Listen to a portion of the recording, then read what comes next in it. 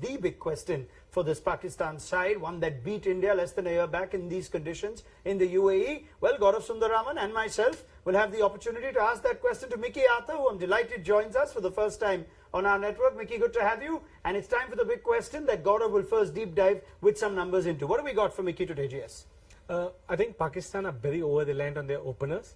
The likes of Shoaib Malik, Mohammad Hafiz are not there this time around. And you have the slightly inexperienced Kushdil Shah, Asif Ali, Haider Ali.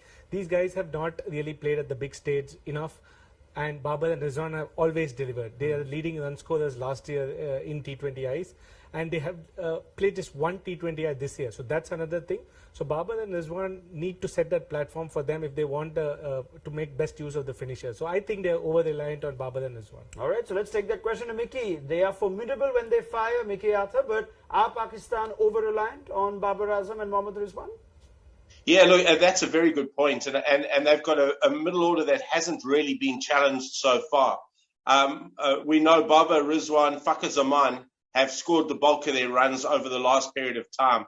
Fantastic players, all three of them. It's going to be interesting how they position them. I'd like to see Fakhar Zaman back to the top of the order just to give that left-right hand combination. So I would then like to see one of Rizwan or Babar at number 3 to particularly back the overs 7 to 15, which are the key areas, I do think, because there's a lot of inexperience there. They'll use Asif Ali to finish. They'll use Shadab Khan in and around whenever they feel the situation arises. And Kushdil Shah's played particularly well, and he gives a left-hander in that sort of finishing role. So they do have options, but they're untried options. The one young batter I really like is Haider Ali, and I think they might rue the fact now that they haven't given Haider Ali more opportunities to cement his place, because I do think he has the goods to be a really, really good player in time to come. Mickey, if you look at Babar and Rizwan, they're successful or they're consistent more often than not, but they play the slightly, you'd say, the old school way of T20 cricket, striking at 120, 130, average and aggregate numbers, very good. Are they anchor heavy though at the top? The similarity in styles of Babar, Rizwan, Fakhar Zaman follows. Are they anchor heavy in their top 3? I don't think so, Ronak, because with both Babar and Rizwan, the only problem I see with them is it's same.